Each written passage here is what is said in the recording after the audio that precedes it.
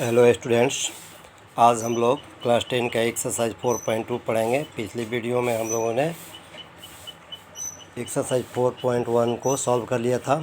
आज का जो फर्स्ट क्वेश्चन है वह हमें ये दिया गया है कि find the roots of the following quadratic equation by factorization. यानी जो हमें इक्वेशन दिया गया है इसका हमें रूट फैक्टराइजेशन से निकालना है। तो आप लोग फैक्टराइजेशन के बारे में क्लास 9 में ही जान गए हो कि कैसे फैक्टराइजेशन निकाला जाता है। तो सबसे पहले इसको ऐसे पहचान लेते हैं कि फर्स्ट टर्म को ए के नाम से जानते हैं, सेकंड को बी से, और जो थर्ड है उसको सी के नाम से जानते हैं। तो जो इनका कोफिशिएंट है उसमें ए और सी के कोफिशिएंट से पहले मल्टीप्लाई हो जाता है। तो हमारा आएगा इसका कोफिशिएंट 1 और इसका कोफिशिएंट -10 है, दोनों को मल्टीप्लाई करेंगे तो -10 आएगा।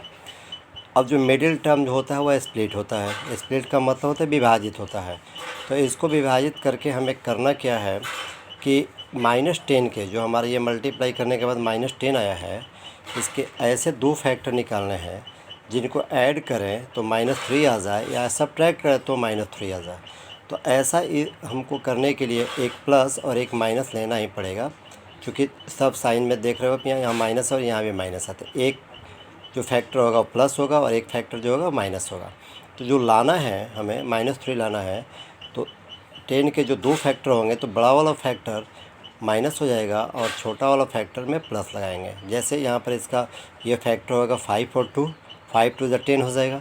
तो जो 5 होगा वह -5 होगा और जो 2 होगा छोटा वाला फैक्टर वह क्या होगा, +2 होगा, क्योंकि -5 में से जब +2 यहाँ पर हम लोग सब्ट्रैक्ट कर लेंगे तो -3 आ जाएगा। मुझे उम्मीद है कि जो मैंने ये फैक्टर का तरीका बताया आप लोग समझ गए होंगे।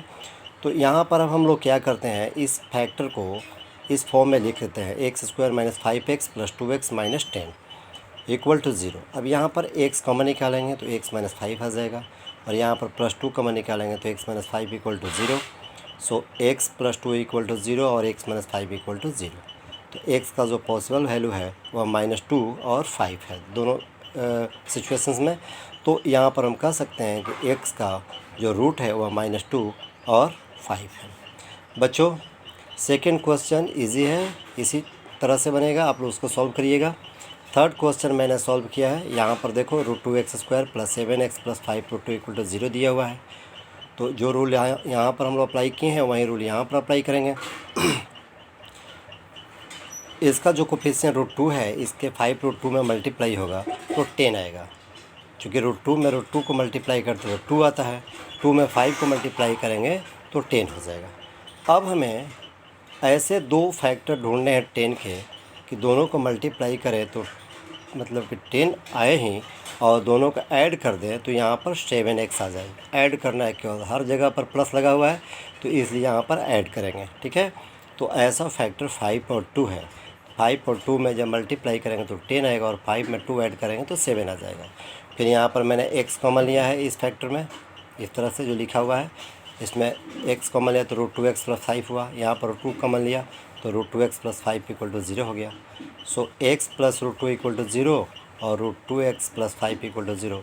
तो x का वैल्यू हो गया यहाँ पर -√2 और x का वैल्यू -5√2। ये दोनों जो हैं इस इक्वेशन के रूट्स हैं। इसका जो फोर्थ क्वेश्चन है मैं करके दिखाया हूँ। फोर्थ क्वेश्चन में आप देखो 2x² - x + 1/8 = 0। सबसे पहले मैंने क्या किया है कि ये जो हमारा c जो टर्म दिया हुआ है वह फ्रैक्शन में है।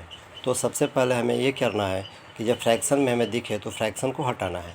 इसके लिए मैंने क्या किया है, इस सबके नीचे 1 कर दिया है और सबका LCM निकालें तो 8 आया है। फिर इसको सॉल्व किए हैं तो 16x² - 8x + 1 = 0। ये हमारा इक्वेशन बन गया। अब इसके फर्स्ट टर्म और लास्ट टर्म में मल्टीप्लाई करें तो 16 आ रहा है। अब हमें दो नंबर ऐसे ढूंढने हैं, यानी दो फैक्टर ऐसे ढूंढने हैं कि दोनों को मल्टीप्लाई करें तो 16 हो जाए और दोनों को ऐड कर दें तो -8 हो जाए। तो -8 लाने के लिए हमें -4 लेना पड़ेगा। -4 दोनों को ऐड करूँगा तो क्या आएगा, -8 आएगा और दोनों को मल्टीप्लाई करेंगे तो क्या आएगा, +16 आ जाएगा। फिर यहाँ पर 4x हम कॉमन ले लेंगे तो 4x - 1, यहाँ पर फिर -1 कॉमन लिया तो 4x - 1 = 0। तो x का जो वैल्यू होगा बच्चों वह क्या होगा, यहाँ पर 1/4 और यहाँ पर भी 1/4 आएगा। तो ये जो है दोनों इस इक्वेशन के रूट्स हुए। मुझे उम्मीद है कि आप लोगों को ये क्वेश्चन समझ में आ गया होगा। इसका 5th नंबर क्वेश्चन जो है ना मैंने नहीं सॉल्व किया है, आप लोग खुद से सॉल्व करना। नहीं सॉल्व होता है तो मुझे ज़रूर बताना। अगला जो क्वेश्चन हमारा है, कह रहा है solve the problems given example 1। Example 1 जो कह रहा है कि दिया गया है क्वेश्चन उसको सॉल्व करना है। तो एग्जाम्पल 1 के लिए हमें क्या करना है, आ जाना है पेज नंबर, यहाँ पर देखो 71 में, पेज नंबर 71 में दिया हुआ जो क्वेश्चन ये एग्जाम्पल 1 है। आप देखो कह रहा है कि represent the following situation mathematically, यानी पहला जो क्वेश्चन है कि जॉन और जीवंती। मैं इस क्वेश्चन को ऐसे समझाता हूँ, जॉन और जीवंती के पास मिला करके कुल 45 मार्बल्स हैं। दोनों जो क्या करते हैं कि 5-5 मार्बल जो है ना खो देते हैं, यानी उनका गुम हो जाता है। जो बचता है उन दोनों का जो प्रोडक्ट है 124 आता है। तो हमें दोनों के पास कितने शुरू में मार्बल थे वह निकालने हैं। क्वेश्चन समझ गए होंगे आप लोग। तो देखिए मैंने क्या किया कि जॉन के पास x मार्बल ले लिया और जीवंती के पास मैंने क्या किया कि 45 - x ले लिया। ऐसा इसलिए किया कि जब दोनों को ऐड करेंगे तो 45 आ जाएगा। क्योंकि दोनों का 5 मार्बल जो है ना वह लॉस हो जा रहा है, तो वहाँ पर हमने क्या किया कि दोनों में से 5 माइनस कर लिया। तो ये x - 5 हो गया और ये 45 था तो इसमें से 5 माइनस किया तो 40 - x हो गया। दोनों का प्रोडक्ट 124 आया। बच्चों मैंने इन सबको आपस में मल्टीप्लाई किया है, और मल्टीप्लाई आप लोग अच्छी तरह से समझ लेना, एक एक करके मैंने किया है। मल्टीप्लाई को यहाँ से फर्स्ट से मतलब कि इन दोनों को किया हूँ, फिर सेकंड से दोनों में किया हूँ।